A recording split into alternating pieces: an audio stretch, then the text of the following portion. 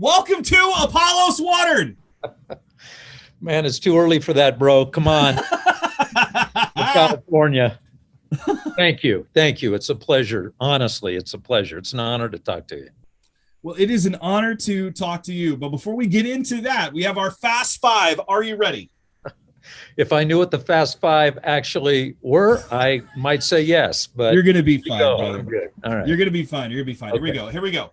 Yep. Sushi or tacos? Tacos. Why? I hate sushi. And I love sushi. You're in California. That's like supposed to have sushi everywhere. Travis, I was at a doctor just the other day being analyzed, and however they picked up my biorhythms, they told me, don't eat fish. Seriously. And I said, that's good because I hate fish. Well, that's good to talk.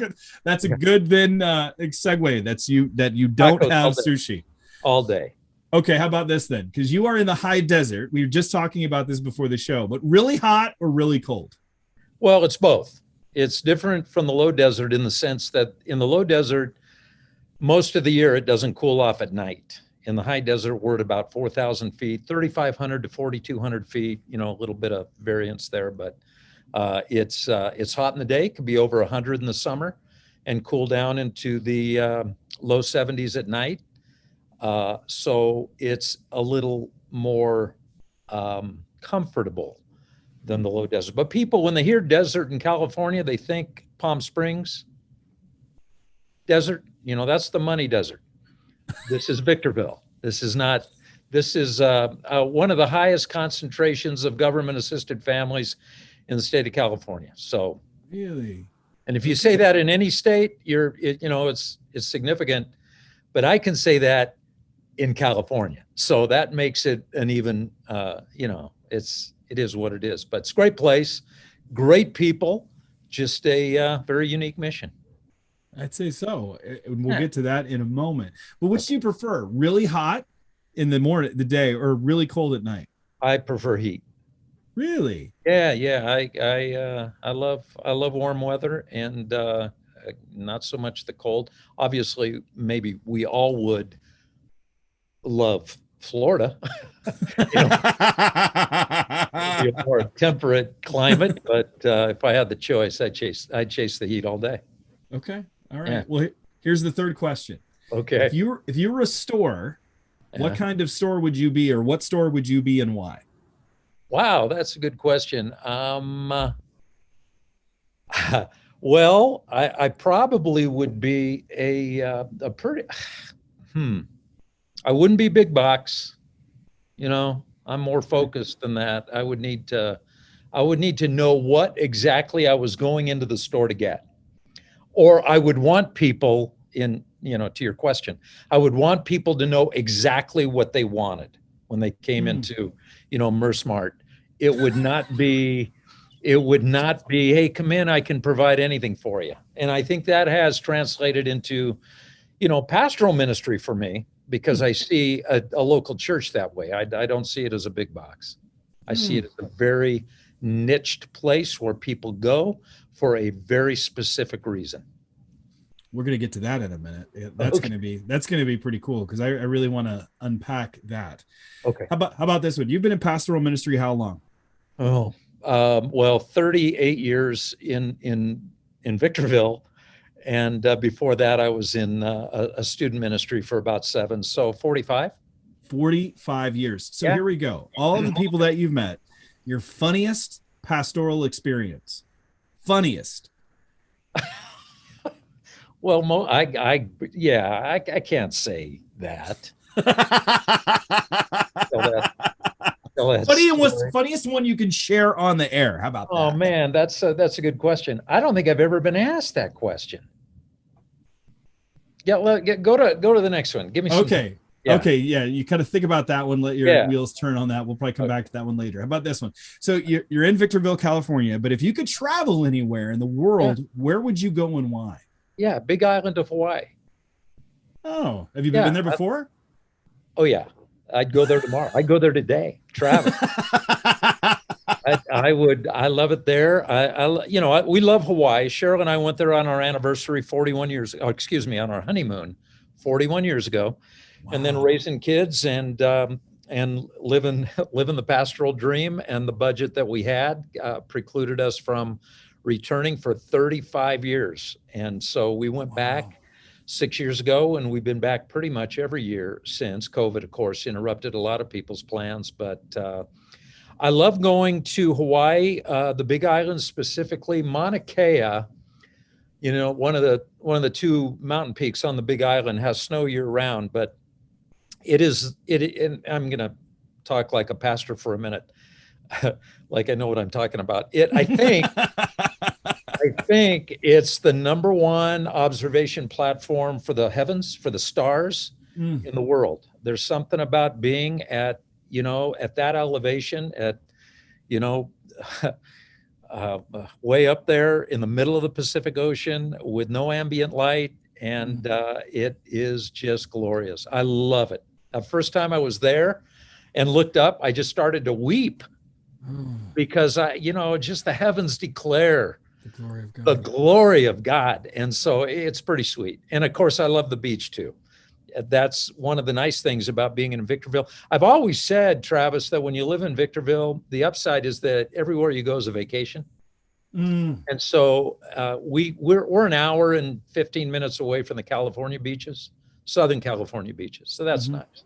And we're less than that away from, snow and ski resorts. And I mean, it really, location wise, it's a pretty great place to be, but the actual place, the desert, we've always hated the desert. Well, let's hear that then. Let's hear your story. How did you get to Victorville? I mean, let's hear where did you grow up? I mean, what's your story? How did you get into pastoral ministry? Tell us about who Tom Mercer is. Well, Tom grew up in a ministry family. My dad was a pastor my whole life. He was a pastor who felt the call of God for reasons he and I discussed at depth in his later years, but he felt the call to leave every 4 to 6 years and start working at another place. So my sister and I were a little bit like, we felt like we were in a military family, kind of moving from place to place. But it was primarily in Southern California, here. Met my wife here at a church my dad was leading when I was in college.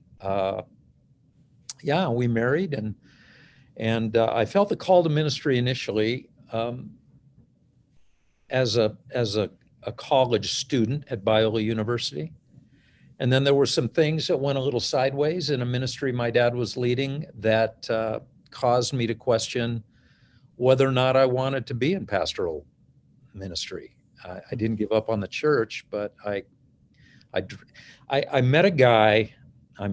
Forgive me if I sound like I'm rambling. I met a guy when I was in high school, and I was really trying to figure out if I should go into pastoral ministry vocationally. And he said, Tom, if you can be happy doing anything else, then don't be a pastor.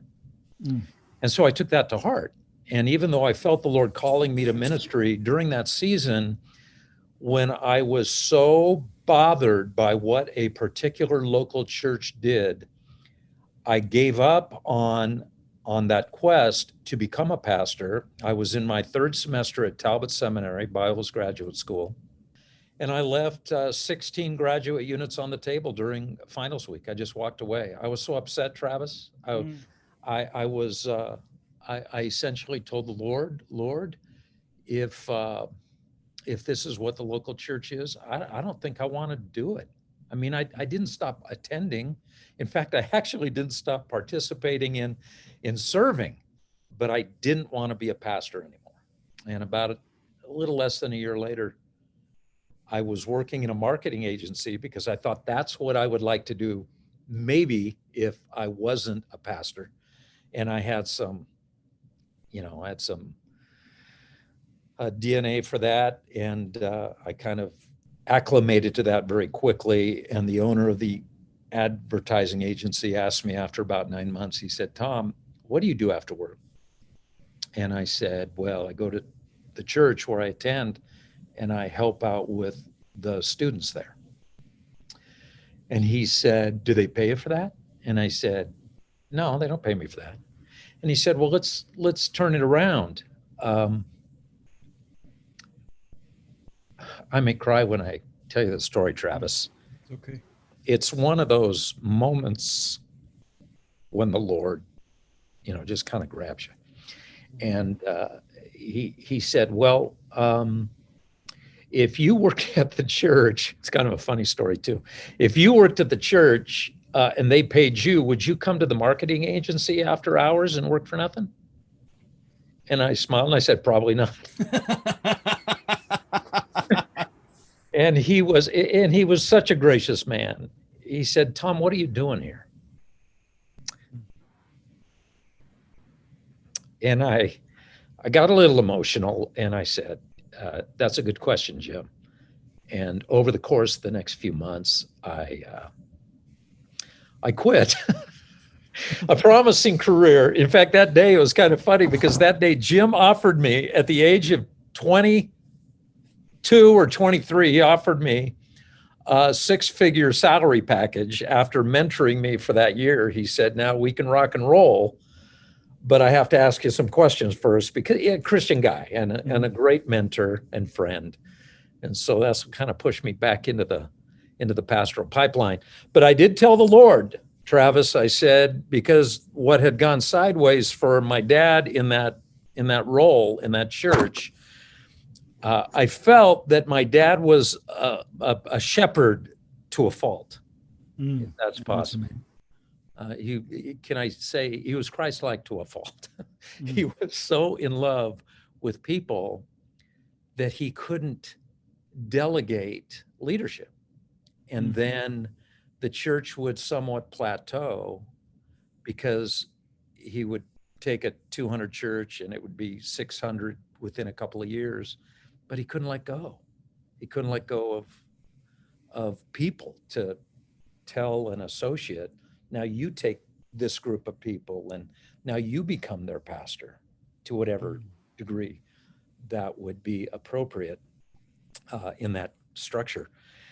And he just couldn't do it. And so then the church would plateau and then people would start to wonder why isn't it working anymore? And then my dad would get his feelings hurt.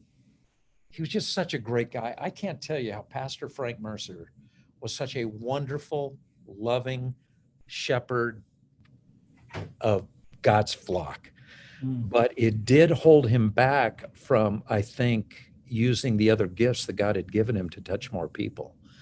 And so I told the Lord in that season, I don't even know if this is making sense. I hope it is. So it does.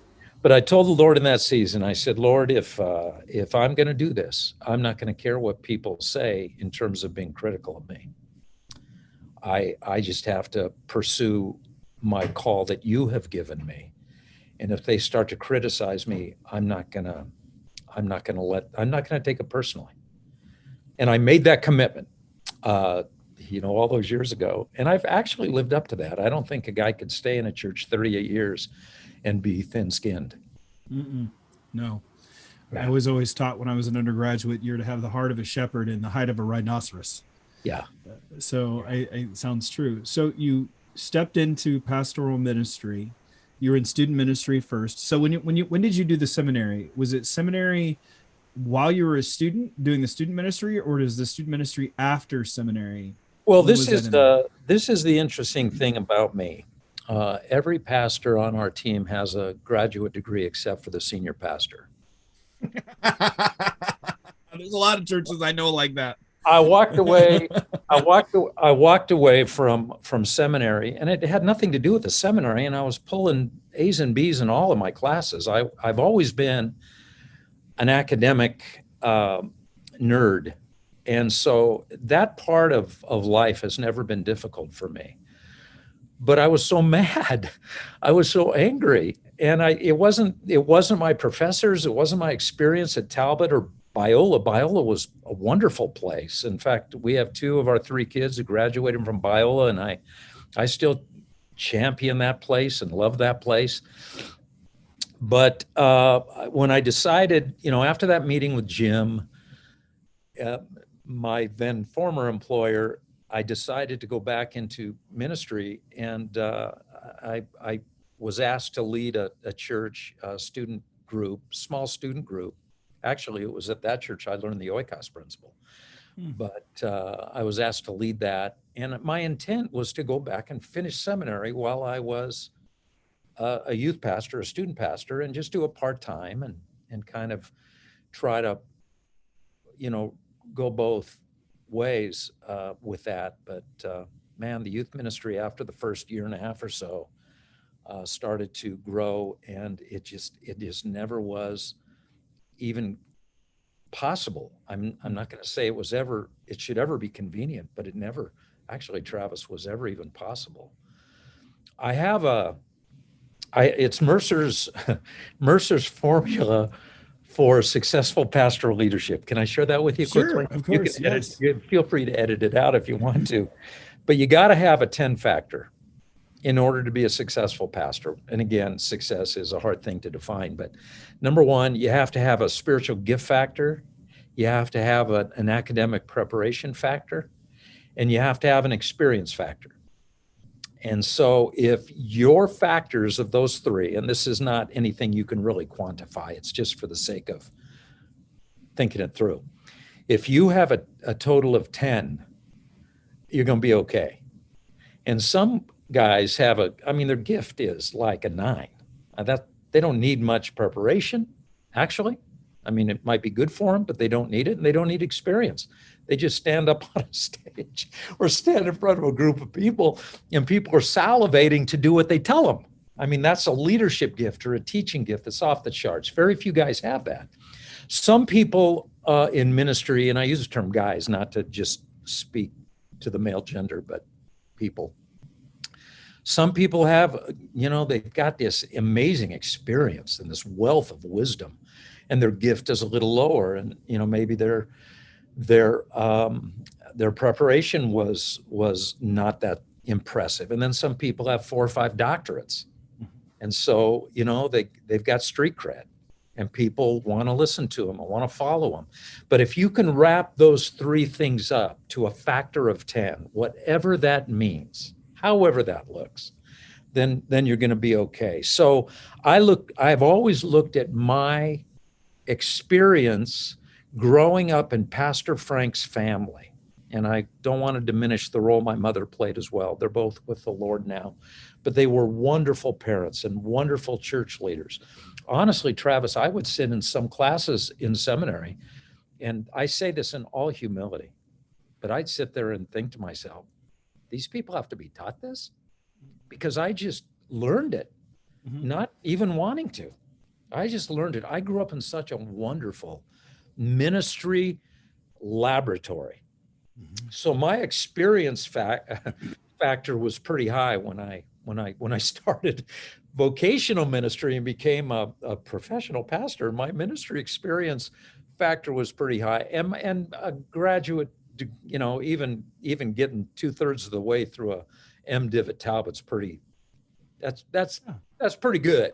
Yeah. And having a undergrad degree from now Biola University, then it was Biola College, and the wonderful people that spoke into my life.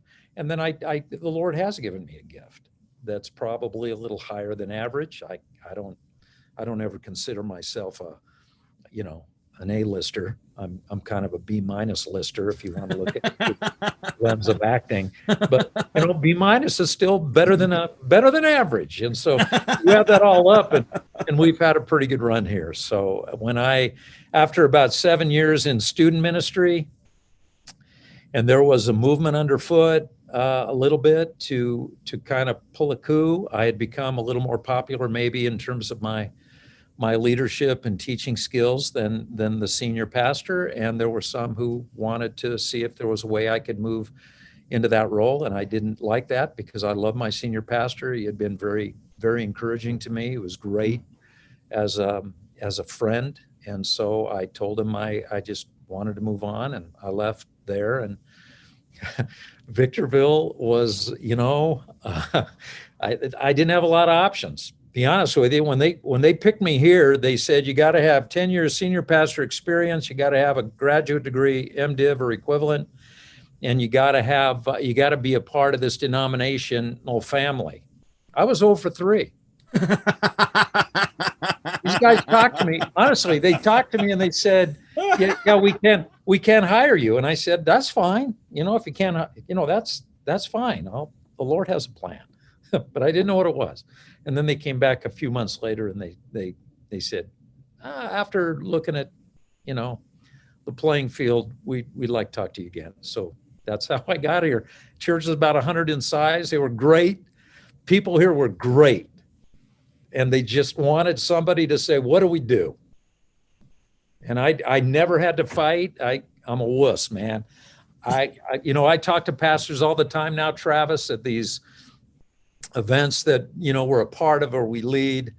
And man, the war stories these poor people tell me about, all of the battles they had to fight to become the leader of the church. And these folks just said from the get-go, just tell us what to do and we'll try it. So I've been very blessed. So describe the church. High Desert Church. I know according to your bio that it started off with about 125 people. Yeah. And you have praised them. You have indicated how much they have tried to live out this Christian life, which is amazing. Yeah, that you have that type of affinity and you can see that, hear that. You've inherited that, I think, a little bit from your father, that pastoral love. But what the church grew rather, steadily over time. The church is about what right now? Well, right now, pre-pandemic. Yeah, we had attendance was around 6,000. And now attendance is more in the 3,500. It's a little more than half. I think at least I don't spend a lot of time comparing.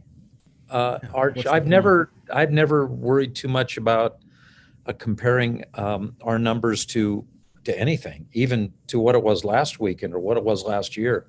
I just feel privileged that anybody would show up on a weekend and want to hear what we say or participate in what we're trying to do. So, but yeah, it's when you look at what other churches have experienced post-COVID, not that we're truly post-COVID, maybe you guys can do that more in Florida than we can in California post-COVID. But yeah, we're probably right in there with what churches are experiencing in terms of in-person participation based on what their church family looked like a couple of years ago.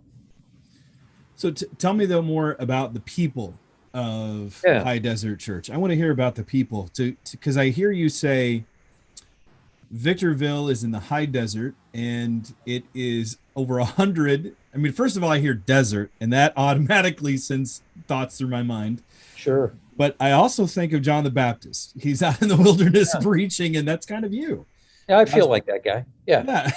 I don't see where, having a sushi and wild honey. Sushi and wild locust and wild honey are kind of in the same category for me. But no, I don't. I've never felt like John the Baptist. I mean, maybe because I've been where John ministered, and it's much nicer. It's much nicer and you know what, Travis, I have to tell you, when we came to Victorville, we knew what we were getting into. And I will say, I'm an introvert. I told you that in pre-show. I'm an introvert. I've never felt worthy of my calling. I walk out on the stage every week, nervous, and wondering how it's going to go.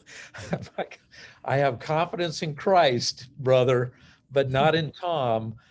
But when I came here, I really felt like going to an outpost in the middle of the desert is probably what I deserve based on the fact I didn't finish seminary. I didn't have any experience, and I was not a denominational dude, kind of, not, this sounds condescending. I don't mean it that way, but being a part of the denominationals, the game. You were an outsider. I was an outsider. Good call. I was an outsider. So coming here, I was just honored to be here. And I remember showing up on this campus. We have 4 sites now. and I'm sitting in an office in our original site, and the road, I'm looking out the window, man, the road dead ended here. Mm. I mean, you either turned right and went to junior high, or you turned left and went to church, but you weren't going anywhere else. And it was a community that was not very attractive, especially if you didn't like the desert. But the people were great. The people were blue collar. Carry a gun in your boot. This is where Roy Rogers and Dale Evans, I mean, I know many of your viewers are going to have to Google those names, but for me, at my age now, I mean, I grew up watching those Westerns. Yeah. And they were the matriarch and patriarch of this community. There was a lot of movie set work out here. I mean, it was the wilderness. But I had a place that was going to pay me to teach the Bible and kind of grow them up. And so I was honored. We came with one little girl. Cheryl and I had one little girl. Now she's married to one of our pastors, Danette, and has 4 beautiful of our 11 grandchildren. 4 of them are being raised by Danette and Brian, and the Lord gave us 2 more kids. We've had a great time. Our family has grown. 2 of our kids work here. One is in the business world in Phoenix. We're as proud of each of them as the others. They're walking with the Lord. All 11 grandkids are a delight to us. I could not have asked for a better script, but I hate the desert. So put all together. Okay, so God has called you to the desert, and you've helped grow a church. I mean, they've put you in leadership, and it's continued to grow. You've shepherded them, you've loved them, and you've introduced this Oikos principle. I want to hear about the Oikos principle and how you came to create it for the church. First of all, I learned the Oikos principle in my student ministry days, pre-High Desert Church. I went to an event with my senior pastor. Again, I can't say enough good things about Morris. Morris Yoakum was a delightful man, and he wasn't a great teacher of the Bible, which is why, some of the criticism he received was what it was. But he was a great guy. We go to this conference. It's a one-day conference. Dr. Win Arn from Fuller, Church Growth, Institute of Church Growth, Fuller Seminary. And he presents on the Oikos principle for about an hour. Travis, I was so knocked over by that thing. And I was, again, maybe I have anger issues. I was mad. I thought to myself, how is it that I work, I'm in this ministry family my whole life. I go to Bible, I go to Talbot. I work through this whole vocational quandary of being called and then recalled to ministry. I've been recalled to ministry. That's funny. I just said that for the first time. And I've never heard this principle before. I mean, there was something about it that was rather intuitive, but I'd never heard it presented that concisely, that simply, that perfectly. And I championed Dr. Win Arn. That man was a saint to me. He taught me this principle. The problem, I think, that churches who heard from Dr. Arn about the principle is that maybe, number one, they weren't that geeked up on it. And maybe the Lord gave me a mantle to carry, even that day. And I didn't recognize it. I don't know. Now, all my friends call me Oik Boy. So Oikos and Tom Mercer are kind of synonymous. And it's interesting that you even said a minute ago, Tom, how did you invent this or come up with this? Jesus came up with this. This is what Jesus gave the church. And that day, it was like the Lord said, yeah, you really need to try this, because most people dismiss it. And that's why the church is losing market share. And so on the way home, I told Morris, I said, well, Pastor, I didn't call him Morris because out of respect, I said, Pastor, what do you think about what we heard today? And he said, well, we already have, Jim Kennedy's evangelism program at the church. I don't want to start a new one. And I thought to myself, man, I didn't hear about an evangelism program. I heard about a new set of lenses through which we looked at the whole world. And so I got excited and I said, would you allow me to integrate this idea into the student program? And he said, oh yeah, you can. None of the students go to the evangelism explosion meeting anyway. So he said, knock yourself out. So man, we from the very beginning, well, I would say the very beginning, I had been there like 9 months. And so from the beginning, I began to apply this principle. And now let me just state the principle as I teach it now, or as I presented at a workshop. 95% of Christian conversions are primarily generated through relationships that we share with the 8 to 15 people sitting in the front row seats of our lives. I know that's a mouthful, so let me break it down.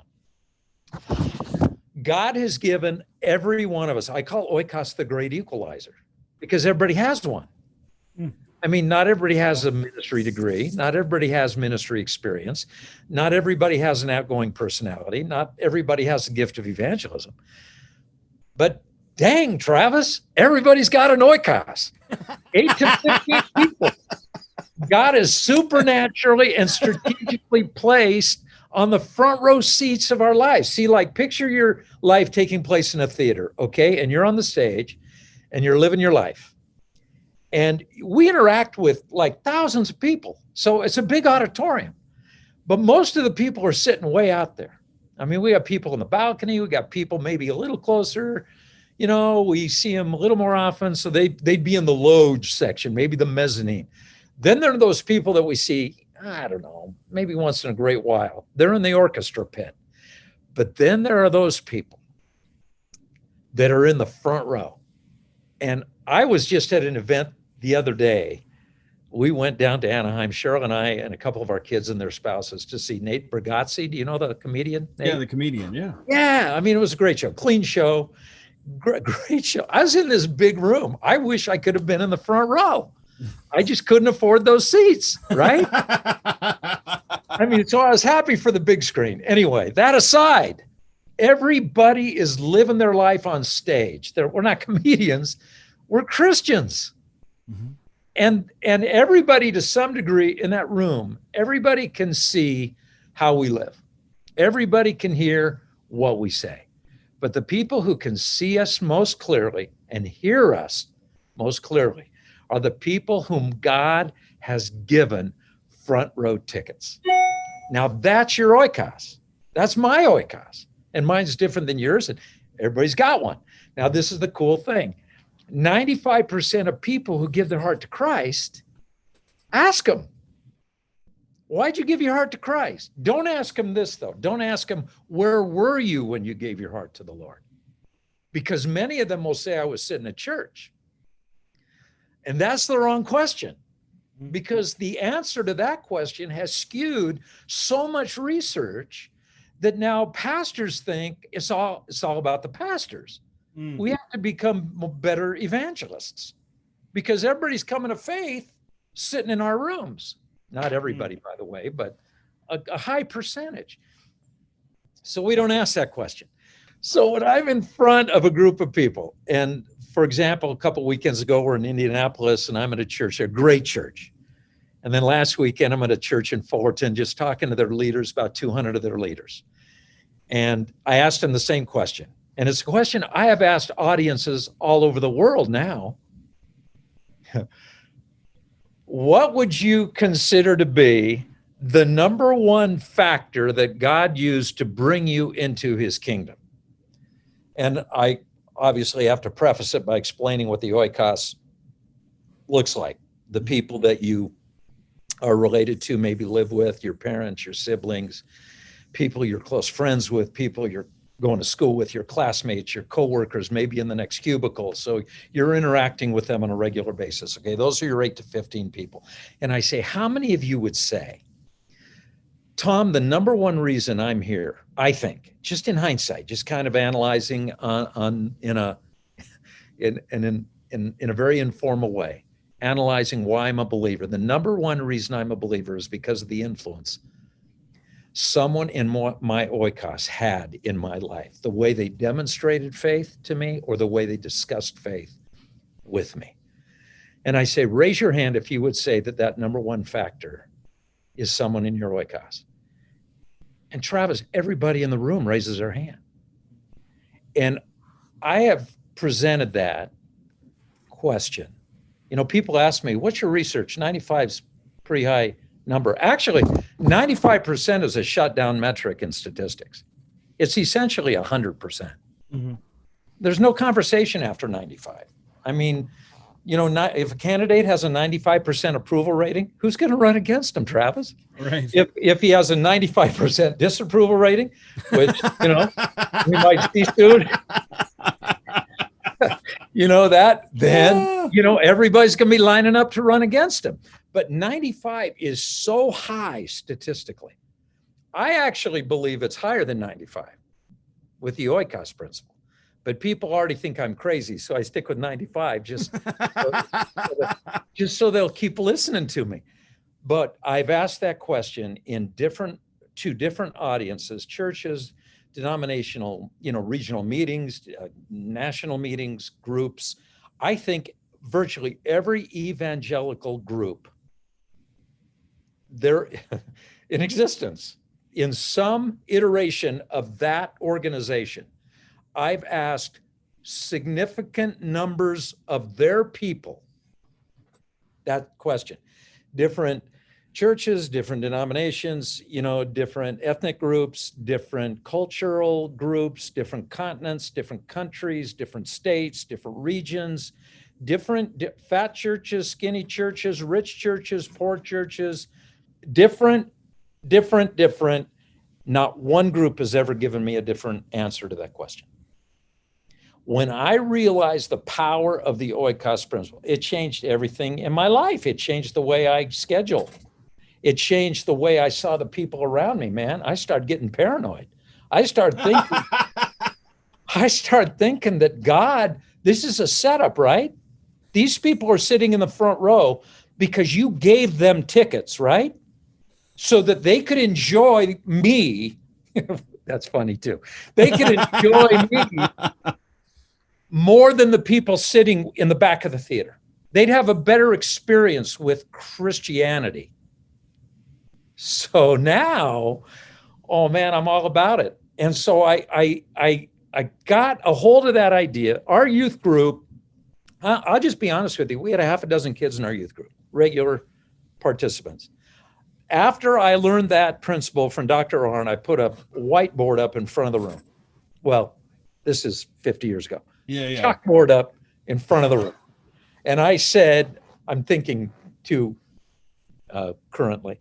And I said, I wrote the names of the kids in that youth group. And I said, okay, give me the names of 3 of your friends who don't know Christ at your campus.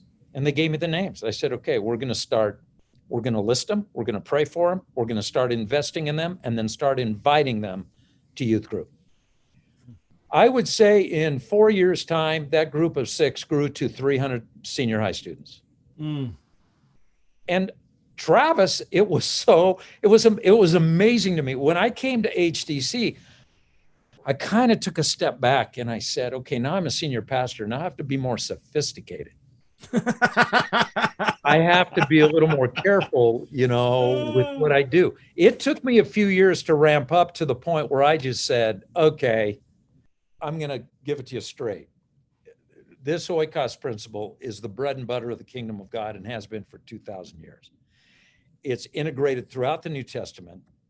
It's prevalent in the Old Testament, but oikos being a Greek word, New Testament word, just drawing those connections is much easier. But I said, we're going to start being very intentional about this. And it was about 5 years in, so this had been about 1989. For the next, I would say, 5 to 7 years, we experienced the greatest growth curve. I mean, if you saw our growth, you would see a huge bump right then. And I think because it's all about the numbers, I'm a data guy. If I would not have been called to ministry, I would have probably gone into marketing because I wouldn't have been smart enough to be an astrophysicist. But that's why I love the Big Island, because I love the heavens. I think that's the great field of apologetics in the future. That when the psalmist said, the heavens declare the glory of God, that the closer, is that a better word? The closer we get to the heavens, the more we're going to understand God. I believe the God who built the cosmos wrote the Bible. I'm a full-on science guy because I want to know God better, so I study science. I want to know God better, so I study creation. And I also study the Bible, and I fully expect there would be zero discrepancy between the two. These two marvelous renderings of who God is. So I just, when I read that verse again with my oikocentric lenses on, the heavens declare the glory of God, that one verse alone told me that God loves playing in the sandbox of data. He's a data God. He's a numbers God. And so for the last, 30 years, 35 years, I've told our church family, just follow the numbers and you will eventually get to the truth. So taking the Oikos principle here for a moment and considering it, how did it change your view then of church? Because I was reading on your biography that you have on your website, a lot of us have noticed that most Christians are attending church less often, and most local churches are engaging the Great Commission too seldom. Maybe you have too. That's why I've dedicated this phase of my life to help people slim down. The average Christian, and I think a lot of people resonate with this, is overworked, overcommitted, and overscheduled, and that's before they even get to church. The average local church is overprogrammed, overscheduled, and overextended. That's before they even get to the Great Commission. Why do you think that's the case? And how do you think, or let's go back, how did the Oikos principle change your understanding of how the church to function? Because in many ways, what I'm hearing you say is this Oikos principle transformed me. It transformed my view of church so that it wouldn't become this overprogrammed, overhyped. We are just trying to live this out in the community in which we live. Is that what happened? Or how did you go about understanding how this would play out? Or just go back to my original question. How did it change your view of the church? Let's just go there. How did it change your view of the church? Well, it reminded me, and I think clarified for me, how Jesus gave us one thing to do between his advents. He gave us one thing to do. Make disciples. And make disciples. And that's, have you ever, and you're a married man, Travis, have you ever got that look from your wife that said, I gave you one thing to remember and you couldn't even remember one thing? Can you envision? I got that 20 minutes before I got on this interview. Can you imagine? And our wife loves us, and I know Jesus loves us. Jesus loves us even more. But can you imagine standing in front of the Bema seat and Jesus giving you that same look saying, Travis, I gave you one thing to remember and you couldn't remember one thing. We call it nobody ever calls it the Good Commission. But we do so many good things at church that the gospel becomes marginalized because the Great Commission becomes lost in this morass of good initiatives. To me, and I know I'm speaking in general terms, so I recognize there are so many layers to this conversation, but just because we're speaking to a general audience today, I just ask the question, are your people, the people who come on the weekend to your church, are they really energized and ready to go? Or are they exhausted? I find, and I know I'm speaking anecdotally, I find people are tired. They are not coming to church looking for something to do. Nobody comes to church looking for something to do. They're coming to church to get help. That's why I looked at myself as not a big box store a few minutes ago. That's not my store. That's not my church. I know that's the title of the book, not my church. That's a very subtle plug. We call it product. So when people come to HTC, they're not saying, hey, Tom, I got some, my wife and I were just sitting around this week wondering, what are we going to do with our spare time next week? Is there something you can give us to do? I mean, and yet pastors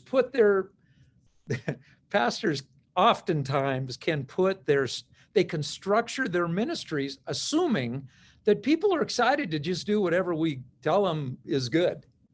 And they're not. And so we throw it out there this way. We get mad then because they don't cooperate with all of these initiatives. And then we get all petty, and we take it personally, and we say, listen, with God, it's all or nothing, right? And everybody in the room says, yeah, that's true. With God, it's all or nothing. But since I can't do your all, Tom, I'll take the other option you just gave me, and I'm not going to do anything. And so we got to take that all, and we got to frame that all the way Jesus did. It's the Great Commission. That's all. When he gave it to us, Matthew 28, it's a great passage. The Lord knows my heart. I love all of the passages he wrote. But so if the microphone goes dead, it's because the Lord's offended by something I said. But Matthew 28, Jesus said, go. And make disciples is the main verb of that statement. Go frames it. The Great Commission, and I write about this in Not My Church, the Great Commission is an assumption we're going somewhere. Jesus is essentially telling us, okay, fellas, I know you're going to go somewhere. So as you go, you now take this gospel of redemption to people. And following Jesus is not just attending a church. Following Jesus is seeing your world through this lens of as you go. Okay, so I would ask a weekend audience, where are you going this week? Because as you go, we're going to make disciples. So as they go, they're going to encounter a lot of people. But 8 to 15 of them are going to be watching and listening most closely. And that is the group, statistically, that is most receptive to the gospel. So now we have framed our strategies around this idea of the 95. I do just ask from the stage. It's not like I engage these guys all in personal conversations, but I say, look at your church budgets. How much of your church budget is committed to the 3 biggest bottlenecks in kingdom growth: pastors, weekends, and campuses? I call them the 3 biggest bottlenecks because pastors are, in 90% of American churches, there's only one pastor. So a pastor, a campus, a day. That bottlenecks kingdom growth. And yet, you could probably, as a pastor yourself, thinking back on, your experience, how much of our budget was committed to salaries, facilities, and the weekend experience? Well, I would say, and at HTC, I'm telling you, a lot of dollars are thrown that direction. Well, if we're going to throw that many dollars that direction, then baby, we better be leveraging those weekends and those campuses and those pastoral leadership opportunities, those moments of connection with the church family, to leverage the singular principle that Jesus gave us to grow his church. And that's the Oikos principle. And, and for some who may still be, trying to figure it out, Jesus told the formerly demonized man in Mark 5:19, and it's kind of ground zero for me. After he came to faith, gave his heart to Christ, and was freed from his demons, he wanted to go with Jesus and the fellas to go back to Galilee. Yeah. He wanted to go. And that first statement in verse 19 is very powerful. Jesus did not let him, because Jesus had a better plan. He said, no, you're not coming back with us. I want you to go home to your own people. That's the new NIV translation, your own people. It's the word oikos. And he said, I want you to go home to your own people and tell them how much I've done for you, and tell them how I've shown mercy to you. The Christian life is incredibly simple. Get saved and go home. It's not easy, but it's incredibly simple. Now, if I can take that a step further, do you have, I would feel like I'm monopolizing the time. No, it's you're the one that's supposed to talk. Well, I want to, go big or go home. That's everybody loves big. Everybody in Christianity loves big. We want big buildings. We want big budgets. I'm with you. Big podcast audiences, big social media footprint. We don't want a very big audience. Yeah, and so far we're succeeding. Well, that's all I'm saying is that I grew up. Let's think about it. I grew up, and I don't know how old you are, brother, but I'm 66 years old. I grew up in the church growth movement. Mm-hmm. Or put butts in the seats, bro. Yeah. And hopefully we can fill these buildings a couple of times each weekend, because that's how we're going to have the greatest impact. I could see the demonized man telling Jesus, why can't I go with you? We'll sell out the biggest arenas in Palestine. You can just teach your Jesus stuff, and then you can introduce me. I'll be exhibit A. I'll tell them what you did for me, and we'll knock it out of the park. And Jesus says, nah, I don't want to do it that way. I want you to go home to your oikos, because those are the people who can see what I have done in your life. I was reading a book more recently by James Clear, Atomic Habits. It's a wonderful book on what habits are and how you form them, how you break bad habits and develop good ones. But he says in there, and I may mess up the numbers, so forgive me. He says in there that in the human body, there are 12 million sensory receptors. 10 million of them are committed to the sense of sight. God built us to be an example to people. Now, you have a podcast, I have a pulpit. We talk to thousands of people, Travis. Talk is cheap, bro. Talk is cheap. Yeah. People believe things when they see it with their own eyes. That's how God built us. Follow the numbers, you'll always get to the truth. God designed us for the Oikos principle. He built us relationally. He built us with limitations. He gave us focus. And he designed us in terms of our anatomy to have the most impact when people are close enough to us to not just hear what we say, but to see what we do with it. Mm.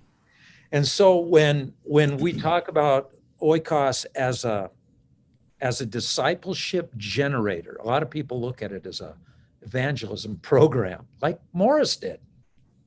God bless him. He's with the Lord now too. And I miss him. God bless him, but it's not a program.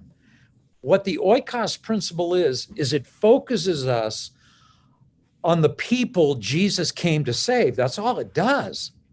But it activates our physiology. It activates our social wiring. And I tell our church family, you can pick your apps, but you're stuck with your operating system. Mm-hmm. God built us for relationship. And in the first verse of the Bible, in the beginning, they, he, you've got the plural and the singular. You've got the triunity of God declared in Genesis 1:1.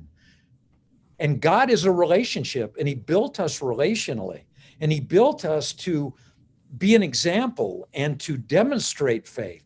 That's why, this is what I tell folks a little bit critical of my upbringing. If there's a criticism I have to my theological upbringing, it's that I was taught, I think, and if I wasn't taught it intentionally, I certainly came away with it as an understanding. I was taught that if you just grow in your faith, you will naturally share your faith with others. Just grow in Christ and watch evangelism happen. And then after a while, I looked around and said, then why doesn't that ever happen? Why do churches that champion just growing in their faith become so internally focused?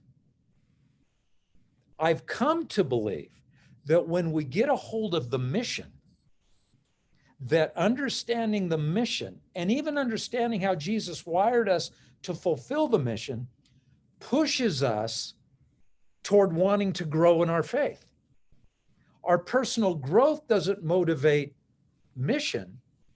Our personal growth generates mission, but it's our personal mission to our oikos that motivates growth. So, we try to, parse that out and nuance the difference between discipleship and evangelism. I think that's criminal. It's very similar. Because making disciples isn't just the presentation. You can't say, okay, this is evangelism, this is discipleship, because one depends on the other to be successful. Right. If you're only about what we used to call discipleship, which is just learning more about God, if that's all you're about, then you have lost a motivation. Mm. And if all you're about is evangelism, you've lost the generator. It's a closed system that God has given us. Personal growth, personal mission. And man, they feed each other. And so that's why we're all about teaching the Bible. Why do I teach the Bible? Why would I want people to know the scriptures? Why would I want people to be held accountable for godly behavior? Because God wired their oikos to watch them and how they live their life.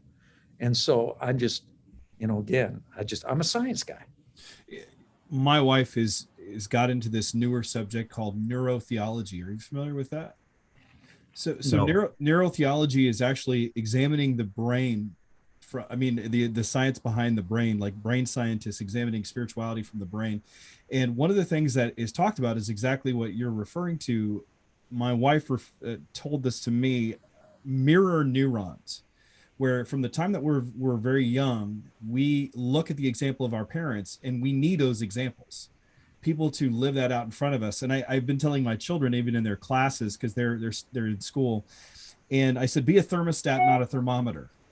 Because, the thermostat changes the temperature, the thermometer reflects it. And I said, when your teacher asks you a question, be the first to answer, because you will frame that question, because everybody's looking for the example. They're always looking for the example of where to go. And I said, if you answer that, then you framed it for everyone else, because they're looking to you. People are always looking for those leaders and examples. Why do you think we have lost that idea where we just focus on the presentation aspect and we've lost the relational dynamic? Where do you think that started to occur within evangelicalism?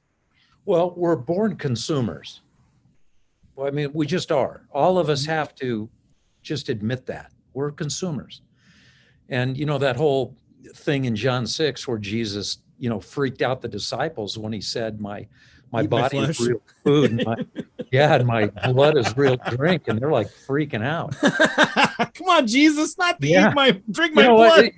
What's funny? I don't know if you have this book, but back, I don't know, I probably got it 40 years ago. F.F. Bruce's book, The Hard Sayings of Jesus. Yes, I know the book. I have the book. Chapter 1, John 6. Is that and the disciples are like, we don't even, we're Jewish people. We can't eat pork, much less human, unless the blood's drained. We can't do this.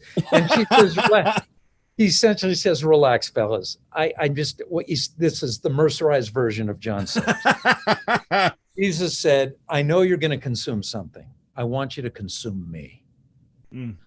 I want you to consume me. And when we follow Jesus, we're not fans of Jesus.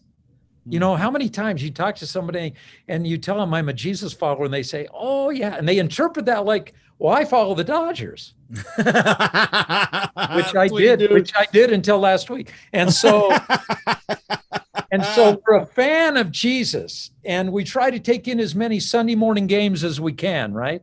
Mm-hmm. No, when you follow Jesus, his passion is your passion. His mission is your mission. His love for people is your love for people. You become an organic extension of Jesus Christ himself if you are a Jesus follower. And if you follow Jesus, I know where you're going to end up. It's with lost people. I know that because that's where Jesus always goes. That's why he came. I've come to seek and to save those who are lost. Mm-hmm. And that's the gospel. So anyway, we're consumers. I was talking to a friend of mine at a church. He's with the Lord now, so I can tell this story.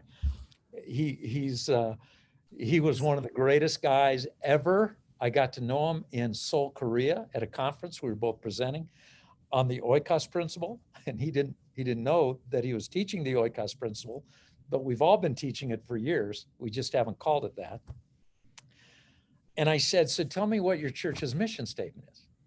And he said, well, we have a threefold statement. It's inward, upward, and outward. And inward is personal growth, upward would be worship, and outward would be mission, evangelism, I guess.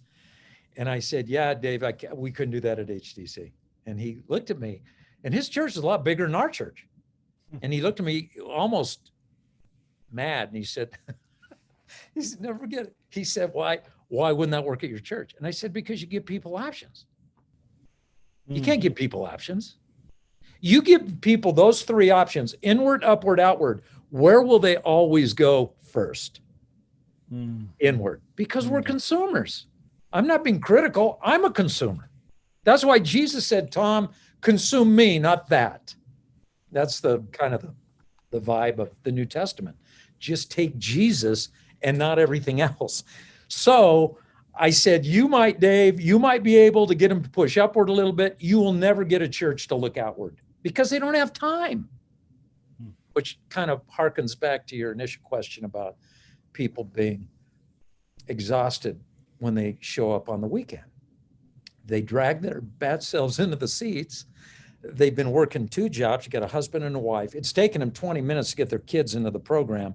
Number one, that has not been as smooth an operation as pastors would like it to be. So now we've just made it worse. Not that they shouldn't, or we shouldn't provide kids ministry. Okay, I'm not saying that. But anyway, they come in, they're tired, they're exhausted.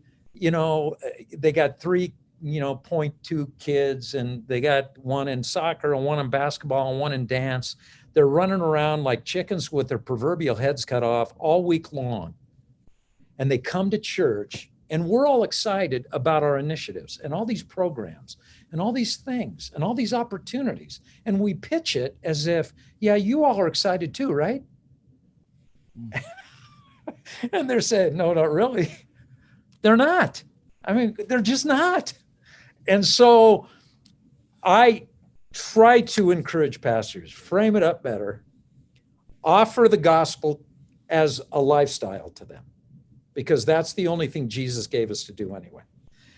And let's just set aside all of the other good things, whatever that means, so that we can focus on the one great thing.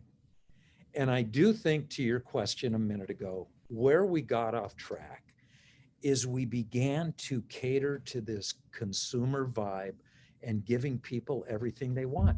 When you talk to somebody who's looking for a church, what will they tell you? Well, Travis, can you recommend a church where I can be well fed? Can you recommend a church where my family's spiritual needs will be met? But very seldom do we hear people ask us, Tom, Travis, can you recommend a church that will help me change the world? I mean, really, because we're consumers. And so pushing people outward is a challenge. 3 types of churches. One is a church, one type has an inward vision and an inward structure. It's all about being Christians together in a holy huddle, as we've heard before, and we structure our church for ourselves. Well, that church is successful because it fulfills its mission statement. It's for them. Then there's a second type of church that has an outward vision and an inward structure. Okay, that's most churches that I've encountered. We call people to the Great Commission, but we build the church for ourselves. And then there's that third type of church, which is a church that has an outward vision and they have an outward structure. In other words, it becomes a preparation center, less than a ministry center. It becomes a place where people are prepared to fulfill their mission. It becomes a place where people are told, you could come to church every weekend, attend small group every week, and be involved in a personal ministry on your campus on the weekend and still never fulfill your purpose as a Christian, because your mission is to your 8 to 15. And so we have tried, and oikos is an exponential idea. Oikos is a multiplication element. You know, you take one person and you multiply by 8 to 15. That's how the kingdom of God grew so quickly in the ancient world, because it was exponentially growing. Mm-hmm. Oikos is an exponential idea, but many churches are not exponential in their culture. And so people don't make the connection. Their church has been built for them, and we tell them to go out and get the lost or share with the lost. I love Apollos watered. We're just watering. I mean, we're just investing. What God does, God does. But to be a part of that is pretty cool. And so it is a matter of building our structures at church to reflect what we're trying to get them to do. And one of the key things is to slim down, brothers and sisters, because fat happens. It happens to our bodies and it happens to our churches. When did anybody, I'm 66, I was 45 years old, skinny as a rail. My wife is a gourmet cook. She actually would say, I may die trying, but I'm going to put weight on you, Tom. And I used to laugh at that. And I just consumed all her food. But my metabolism was such, I was so, my body was so active naturally that I never gained weight. And then all of a sudden, bro, 45 happened. Don't tell me that, because I'm 45 right now. Okay. Watch out. It's already there. You mentioned my wife's trying to get me to do the opposite. So lose weight. How hard is it to gain weight? It is easy. That's why churches have. It's easy to add programs. It's easy to add emphases. It's easy to add initiatives. And we add. How hard is it to slim down? Physically, it's hard. It takes discipline. Mm-hmm. And for a church to slim down so they can focus on the Great Commission is hard. It's hard work. And when I started to share this, it has been like 12 years ago now, probably. I presented this idea to somebody outside of High Desert Church. Nobody ever asked. I never wanted to write a book, Travis. Now I've written 3. I never wanted to write books. I came to the High Desert because I'm an introvert. Nobody will bother me up here. And so the church begins to grow, and then people start to ask questions like, can you come down and present that principle to our gathering? And so I went down and I presented the principle, to them. And, then they said, do you have a book? Or, and then it all kind of snowballed on me. But I had no aspirations ever. I still don't. People ask me, are you going to write on some other subject? I say, why would I? There are better people than me to write on that subject. I mean, there are experts on those things. But when it comes to this idea, I don't know if there is a more succinct, a more simple, a more clear, a more honest presentation of how the church just needs to slim down and refocus on those 8 to 15 people sitting in our front row seats. And what Win Arn lacked 50 years ago was a laboratory. Now, Charles Arn is Win's son. He's a Wesleyan professor at Indiana Wesleyan University. And Chip is his nickname, so he goes by Chip. Anyway, Chip and I are good friends now. And he said, we talked about his dad, and we talked about his heart for the Oikos principle. And he said, Tom, Chip said to me, because I never met Arn personally. I was actually sitting at my desk, and I got an email from Chip Arn thanking me for mentioning his dad in my first book, 8 to 15, The World is Smaller Than You Think. And so that's what started our friendship. I now have gotten to know Chip pretty well, never even met Arn. But he said, Tom, what you've been able to do now in the evolution of this idea is you've had a church that has been completely willing to allow you to be a mad scientist in a laboratory and figure out church structures that will facilitate an outward focused vision, which every pastor wants. I mean, not that first category. I don't know what those guys are doing, but every church I grew up in said, go share Christ with your friends. And nobody ever did because they didn't know how. So let's focus on that for a second. Cause you talk about not reading, but you talk about reaching. Those are the 8 to 15 people on the front row of your life. And what I found, those are the people that are also the most difficult to reach. It's the whole, a prophet is not accepted in his hometown. And you're trying to live life in front of these people. They know where you come from. They know your bad habits. They know your frustrations. And I think a lot of Christians have a hard time because they've shared Christ. They see it as the presentation aspect of evangelism. And then they don't know where to go from there. Like, I shared him. Now you have to make a decision. And I tell people at my church, I would say, it's like a dimmer switch. For some people, it was off and it was right on. It's easy to tell. They got it, they accepted it. But I said, more often than not, it's the dimmer switch. They're watching over time and seeing how that plays out in your life. But I don't think a lot of Christians know how to do that. And it sounds odd because really what you're doing is saying, I'm living my life in front of you. But where do you bring in that aspect of calling them to be a follower of Jesus? Sure. Like you are. So draw that out for us a little bit. Well, it's funny because, 12 years ago, as we started teaching this to other groups, I had to, how do I do that? I mean, I've never done that before. I mean, we've kind of grown into it together as a church family, and a few people, every month kind of join the ranks and they acclimate and we just keep moving. But how do you go into a room of people who have no idea what it is and bring them up to speed? And so we started to think more in a more, for lack of a better term, sophisticated manner and we created what we follow religiously here now. We created a 5-step core strategy for our ministry.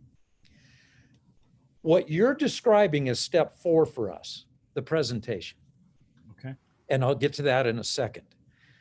But that is what most people understand evangelism to be, which is why they run for the hills. Mm-hmm. Whenever a pastor says, come to an evangelism class, how many people go? If they say go to a discipleship class, they're full. I even advise pastors now, never even use the word evangelism. Mm-hmm. I mean, unless you're teaching through a text and you have to be true to the text, bury the word because it has so much baggage. People hate the idea of talking to someone probably they don't know about something they don't feel confident in. And, the number one reason why people don't share their faith, I don't have an outgoing personality. I get that. Neither do I. That's why God gave us an incoming strategy. That's why he's brought those people and set them in our front row seats. So we have 5 steps. Make a list. Frame up who's in your world, who's sitting on your front row seats. Travis, most people have never even sat and made a list of the world they're in, where 95% of their ministry potential will actually occur. They've never listed them. We make a list of one thing. I make a list. Cheryl, I already admitted this. Cheryl calls me, says, can you pick something up at Target on the way home? I say, yeah. Oh, wait a minute. Hold on. Let me get a pen. If I don't write it down, I'll walk into Target and I will stand there and I will look around and I'll think, I know I'm here for a reason, but I just can't remember what it is. We make a list for one thing. So all I'm saying is, why don't we frame? You can't change the world if you don't frame it. Emmett Smith, in his induction ceremony to the Hall of Fame, he said, it's only a dream until you write it down. Then it becomes a goal. Everybody, Travis, everybody in the churches we lead dreams of making an impact for Christ. Nobody has a goal. They just have a dream. So I say, write it down, make a list. And, that's a whole nother Oprah, man. I mean, we could talk about what all day long. And then step 2, pray for him every day that God would reveal himself. And you're making a commitment every stinking day. You rifle through that list. It might have 4 names on it. You might be like Tom and be an introvert, and there aren't that many people sitting in your front row seats. You might be more like maybe another pastor that you've met who's always Very out upfront, there, very gregarious, extrovert, working the crowd all the time. And, that's their personality. They may have 30 people on their list. I don't know. Doesn't matter. 8 to 15 on average, but don't get buried in that metric. Just understand that there's a group of some size, a limited number. Make a list. Now you're praying every day. You pray for each one because you know each one to some degree. You're praying intelligently. You're not praying that the world would know Jesus. I mean, what kind of prayer is that? I'm praying that Bob would know Jesus. I often say, if you think your job is to witness to everybody, you'll never witness to anybody, which is why most Christians don't. So now I'm praying for Bob, and then the others on the list. Number 3, invest in those relationships. It's going to take sacrifice now, but you're going to have to start looking through a different lens at that group of people, and you're going to invest the love of Jesus in their lives.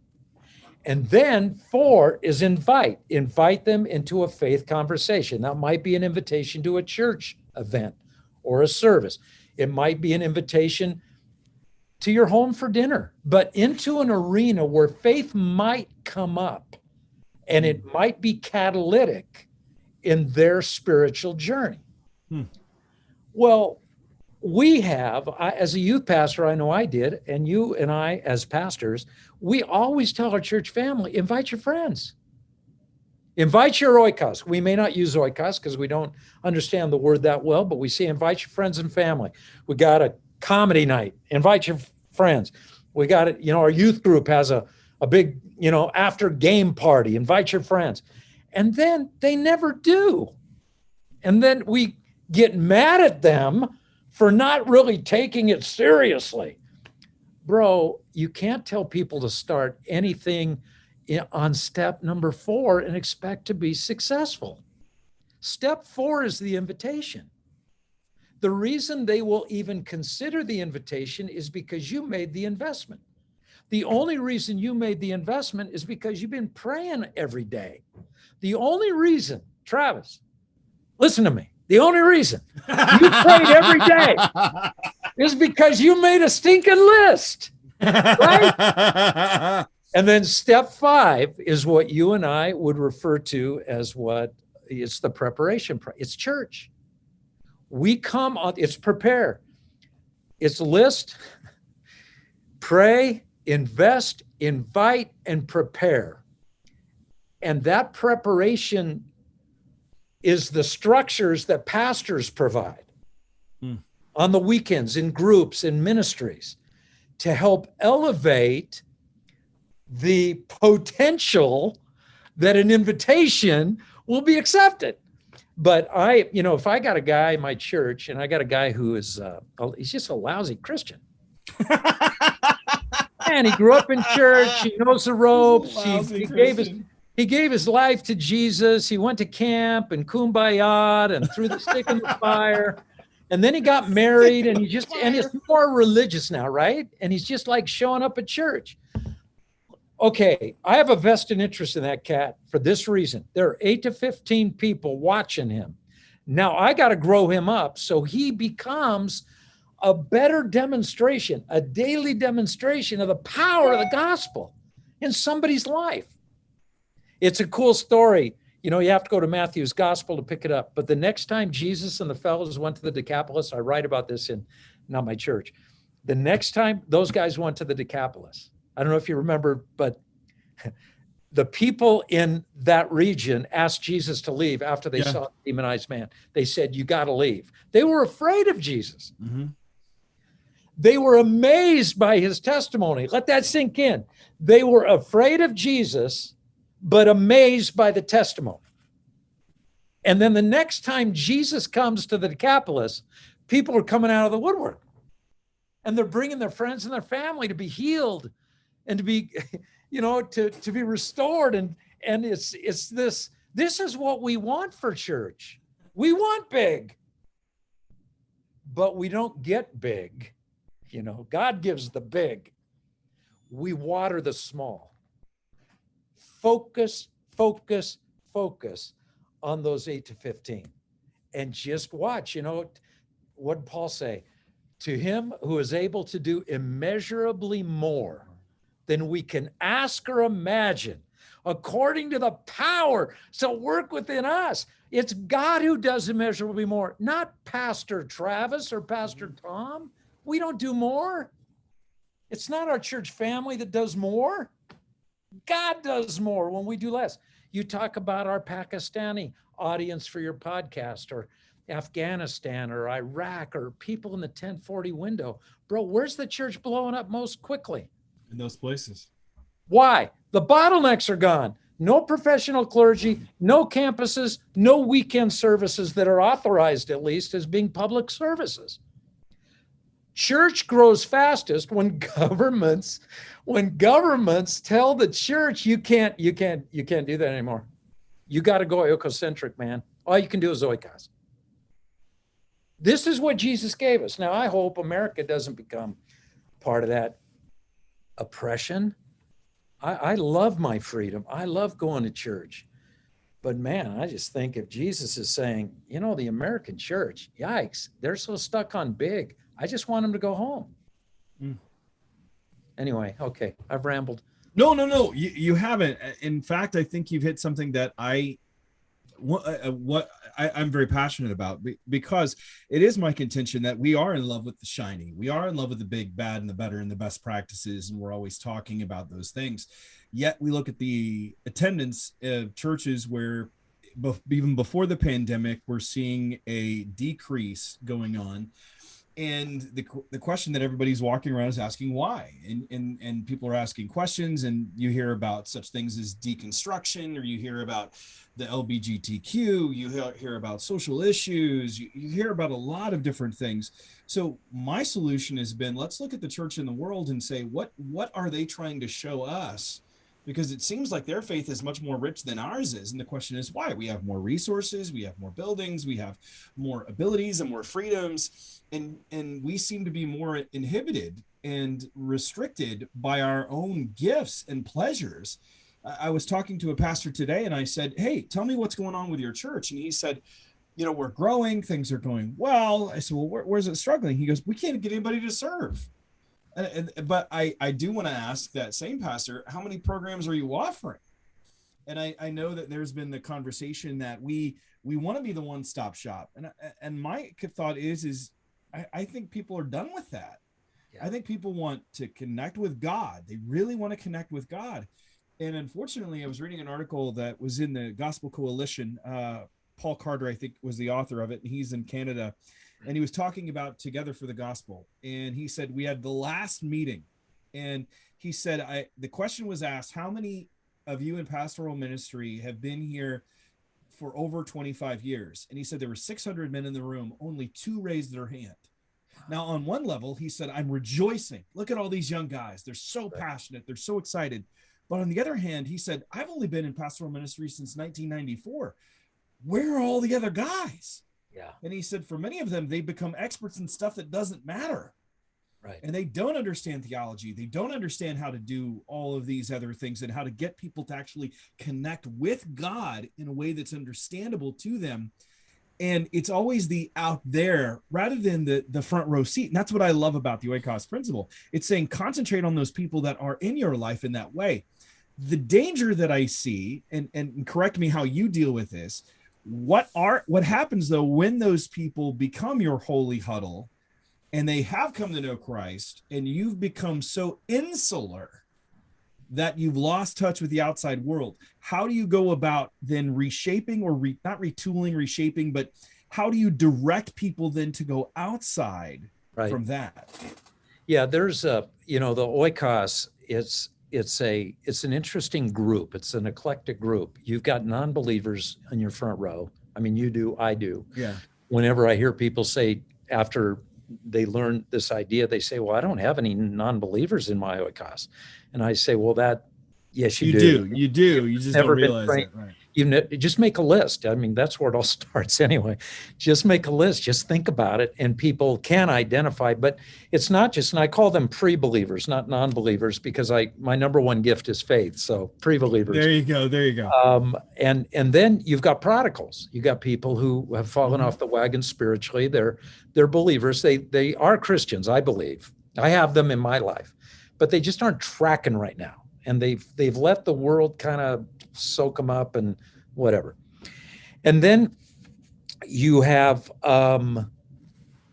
purposefuls, which are people who are walking with the Lord. If I was your friend, a good friend of yours, if you were sitting in my front row seat, you would be a purposeful. You would be somebody who is living their life according to the purpose God had given you. Cheryl, my wife, my beloved, is number one on my Oikos list, but she's been a Christian, since she was a little girl. I mean, she's better Christian than I am. And so but I pray for, I still work the whole process with her in mind, because I pray for her. I invest in her. I invite her into faith conversations because I want her to continue to remain where she is in living her life on purpose. But then I included a new group a few years ago. I call them potentials, because God is always adding people to our group. When you look at the theater idea, and I may not be answering the question you asked, but maybe I'm barking up that tree. When you look at the theater idea and you've got these, let's say 15 people sitting in the front row, once in a while, God will punt one of those men or women or kids back 3 rows. He may send them back up into the balcony for a while.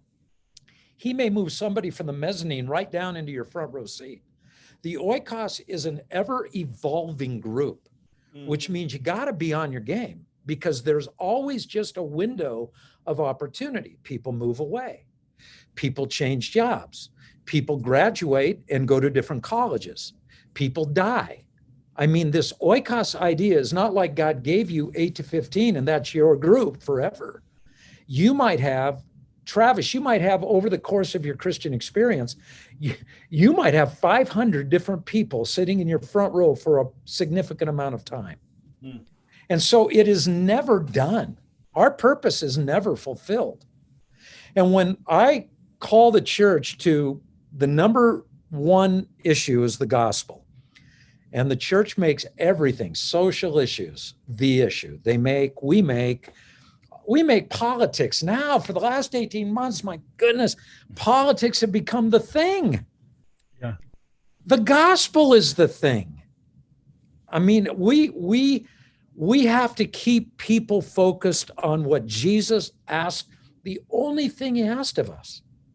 Stay focused on that thing. And so when we look at our front row, we see, for example, a purposeful. What does praying for Cheryl have to do with turning lost people into saved people? Cheryl, my wife.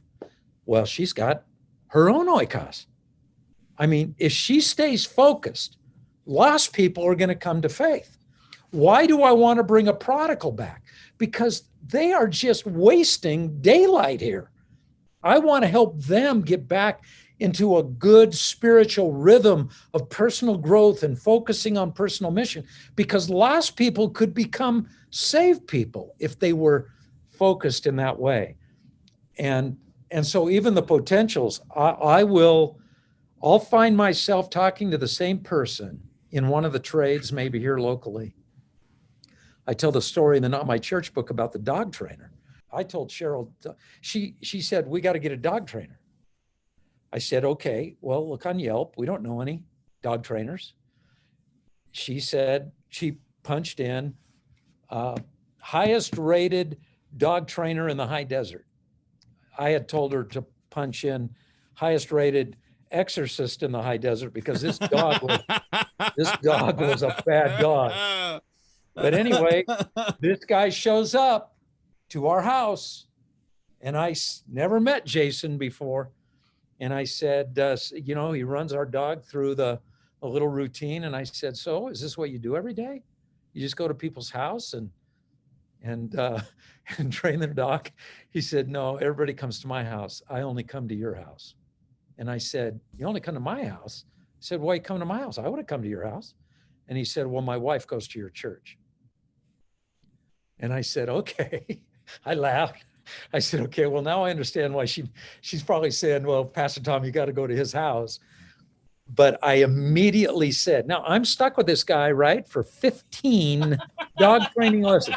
He's going to be sitting in my front row for 15 hours over the next 3 months. And I said, this is just a setup. This is just a beautiful set. This guy wasn't even in the theater, man. And God, he walked into the balcony, right down, sat him on my front row seat. And now, you know, he and his whole family, she was coming to church already sporadically. He and his whole family, it's just beautiful every weekend, just sitting there. That almost takes up a whole row, the whole family. But, you know, I could just those are potentials. I had a doctor, an orthotics doctor. And so now I got to go for orthotics appointments. Dang, I don't want to spend that money. I have to pay that money out of my pocket. My insurance doesn't cover that particular need. Okay, I'll go. And now I'm talking to the same guy every week for a couple of months. And he's a Giants fan.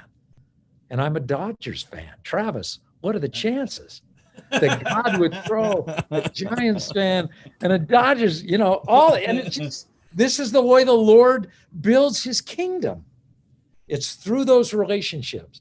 And when a church family, and I would just say, I don't know how much longer we're going to go here, but I would just say this.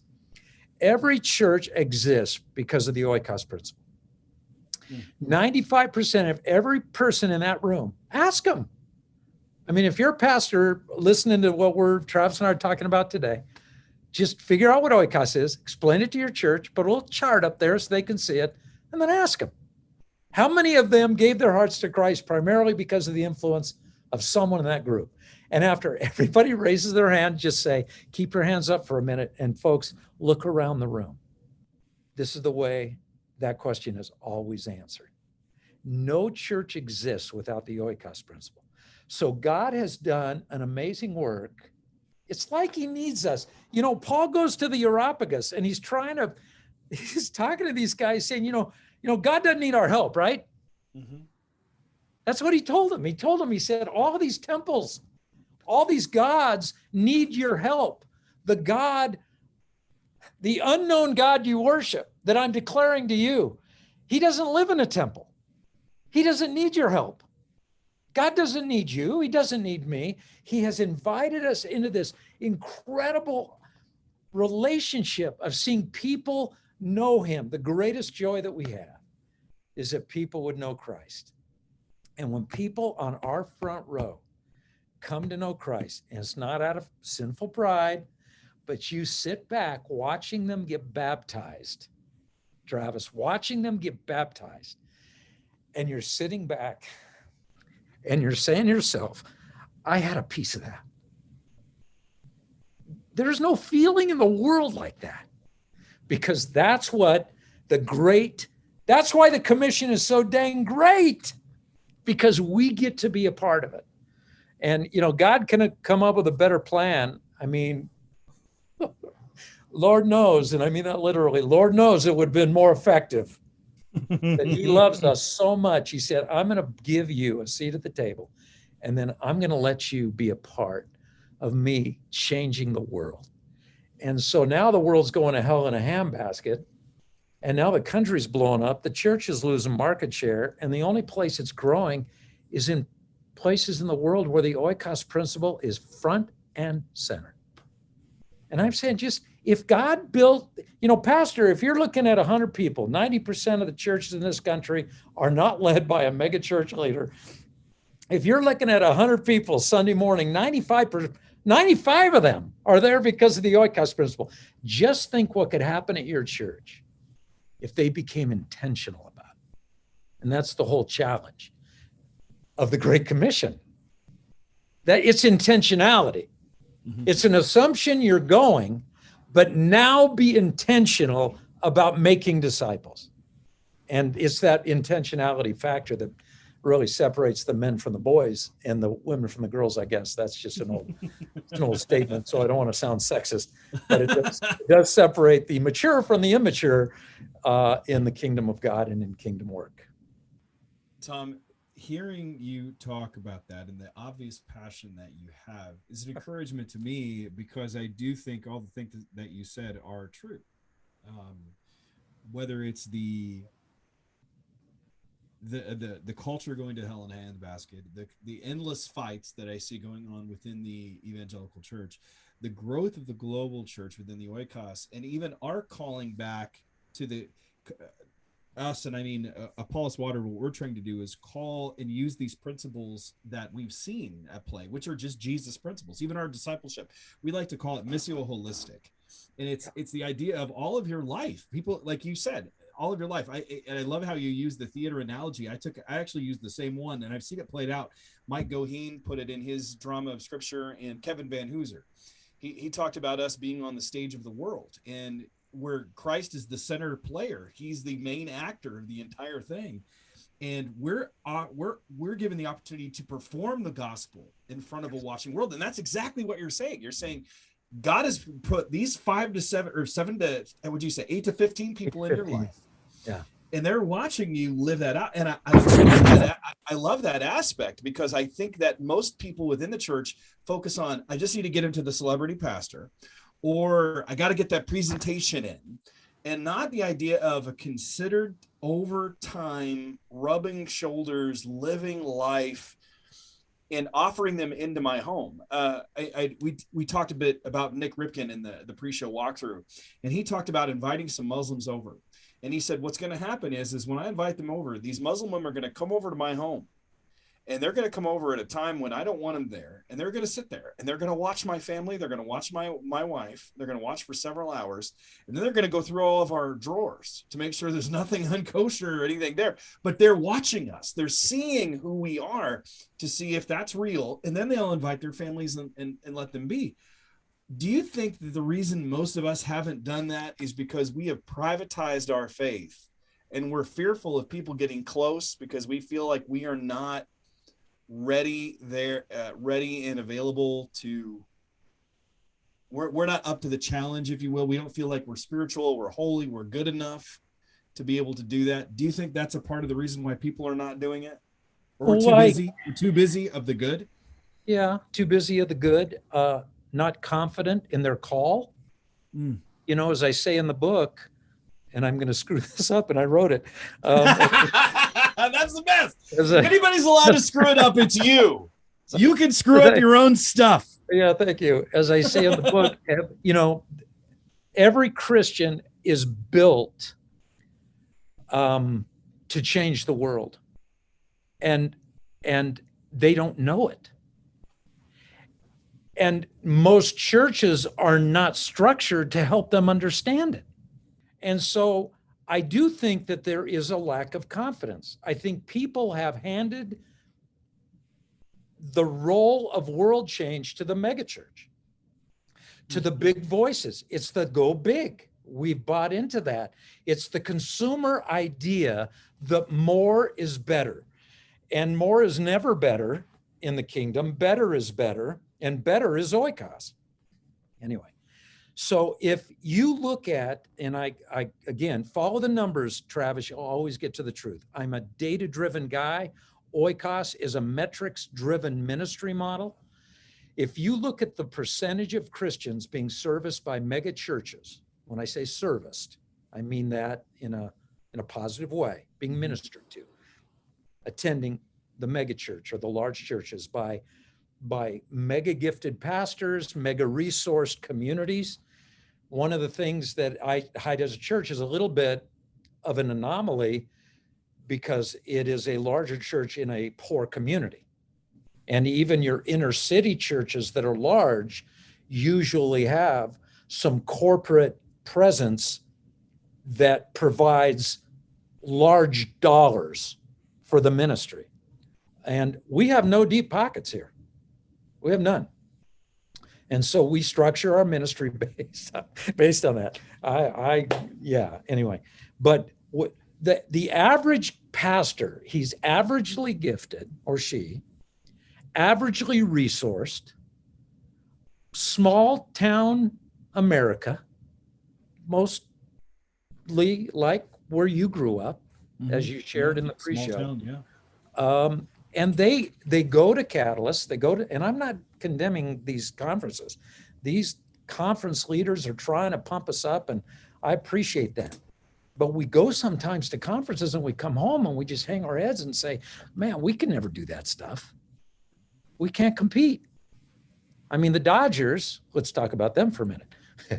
The Dodgers are the most hated team in baseball for one reason. And I read that because I'm a Dodger fan, I took interest in the survey. It's because of the deep pockets the Dodgers have. There's an endless amount of money, which is why they signed Scherzer and Turner, at the deadline, and everybody else is just watching. Well, it didn't work out for them, but anyway, all that to say, you can look at large franchise level mega churches and say, man, I wish I could be that guy. I wish I could have a church in that community. I wish we could do what they do. Or you could just recognize the only reason those guys are talking and ladies are talking in front of large groups on the weekend is because of the Oikos principle. They may not understand that, but if they ask the question, they would come to realize it. And you have that same opportunity this Sunday with 100 people who attend your church. I mean, you've probably talked to the small church pastor who's living in a community in the shadow of a mega church. I mean, how's a guy supposed to do that, right? Yeah. Well, it's not your competition, brother. Our competition are the demons. Yeah. And they're like single A now since the cross. They can't even compete with us anymore. So you just train the people that show up, that God has given you the opportunity to mentor and lead and teach. Prepare, step 5, prepare them for their mission. Do it on Sunday morning, do it in groups, do it through the service opportunities, through the way you structure your ministry. But whether or not they make an impact for Christ is going to that's going to determine the future of your church family and whether you're solvent in 5 years. And even if your gifting level isn't going to ever get to the point where you're talking thousands, I'm telling you, you're going to talk hundreds. If you're talking dozens now, you will talk hundreds. And then some may say, yeah, I don't want to go to your church. I don't like your church. And that's when you say, that's fine. It's not my church. If you know Christ, you got an oikos. You go, son. You go, girl. Who cares if they attend our church? Mm-hmm. Who cares if we have to start another campus? I mean, I don't care. I've told that, about, even through the pandemic, Travis, that's the number one message I have brought to all of these pastors that are saying, what do we do? What do we do? I say, relax, man. It's not your church. I mean, give Jesus a little credit here.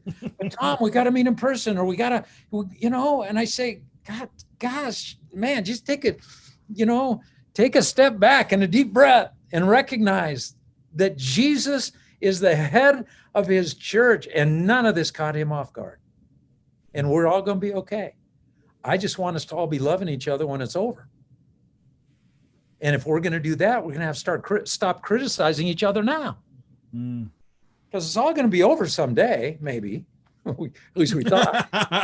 Something else may start.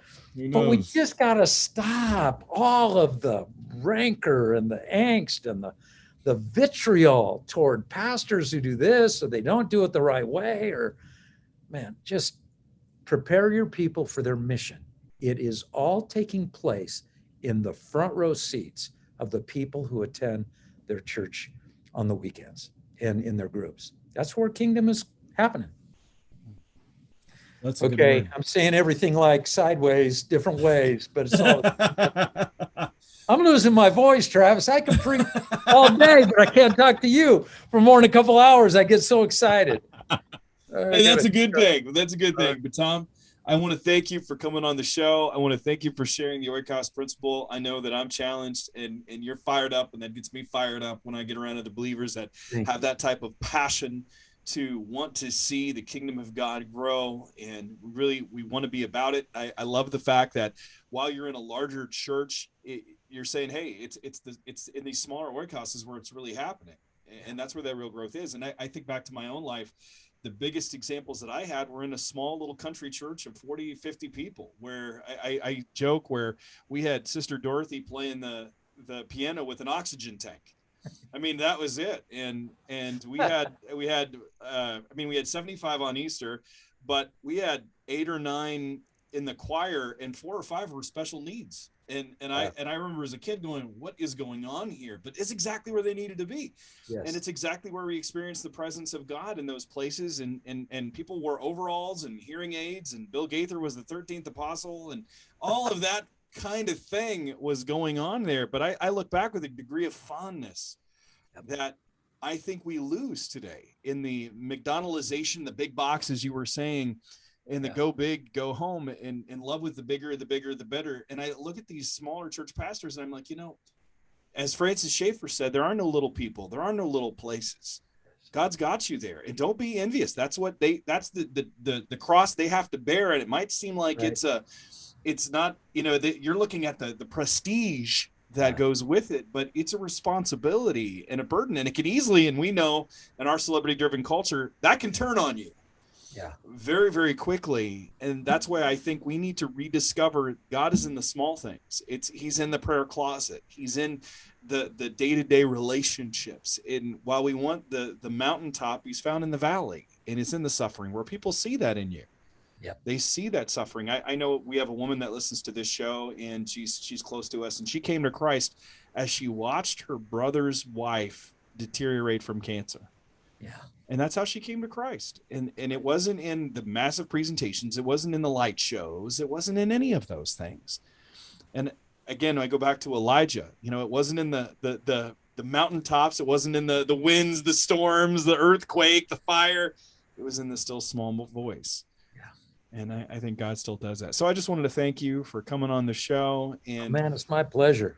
And hearing more about the Oikos principle. They can learn more online. I know they can Google you and see a lot of your sermons are online. Go to HTC. What's the website for High Desert Church? highdesertchurch.com. Yeah, highdesertchurch.com. Yeah, or you can go to just oikosmovement.com, and that's where, some of the resources that they can kind of investigate this a little more. Or honestly, if there's a pastor out there that ever wants to talk to me, then call me. Wow. I mean, just email me. I mean, I spend a lot of my time just talking to pastors and trying to help them if I can. And funny thing is, they help me as much as I help them, I'm sure. But we just keep the conversation going about how we can keep our church families focused on the Great Commission. Amen and amen and amen. Yeah. Amen. Thank you, Tom. God bless you. Thank you for coming on Apollos Watered. All right, man. Love you. Thanks. Hope to see you. Bye-bye.